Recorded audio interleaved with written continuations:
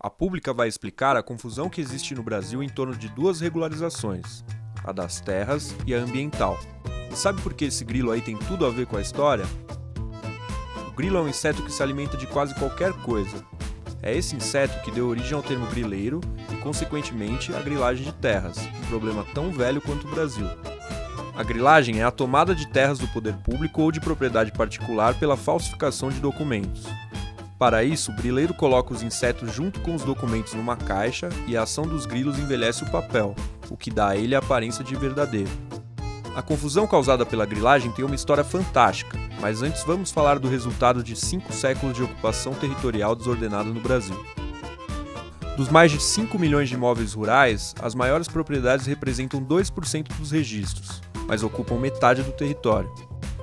As pequenas, que são a enorme maioria, se distribuem em apenas 1/3 do país. Essa questão é particularmente confusa na Amazônia Legal.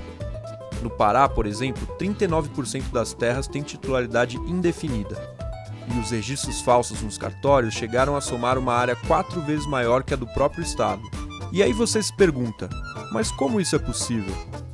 E aqui te apresentamos o fantástico mundo da grilagem de terras. Todo o solo brasileiro foi apropriado com a chegada dos portugueses em 1500. Em troca de uma parte da riqueza explorada no solo, a coroa distribuiu porções de terras aos colonos. Já no século XIX, por um período de quase 30 anos, o Brasil ficou sem qualquer regulamentação de terras. Bastava a simples ocupação para garantir a posse da propriedade. Em seguida, a primeira lei de terras estabeleceu algumas regras que previam desde a legitimação de posse até uma doação. Tudo passou a ser registrado num livro, mas cada um impunha os limites que quisesse, e muitos aumentavam o tamanho real da propriedade. Lembra dos imóveis do Pará que somavam uma área maior que a do próprio estado? É assim o começo da grande confusão com as terras do país, que resultou em casos como este. E essa incerteza sobre quem tem direito à terra ajuda a explicar os muitos conflitos no campo. Mas é preciso colocar nessa equação outro ponto fundamental: o meio ambiente. Em 2012, o Congresso Nacional aprovou o novo Código Florestal, uma tentativa de colocar ordem na exploração e preservação da floresta. Para isso, criou-se o Cadastro Ambiental Rural, o CAR.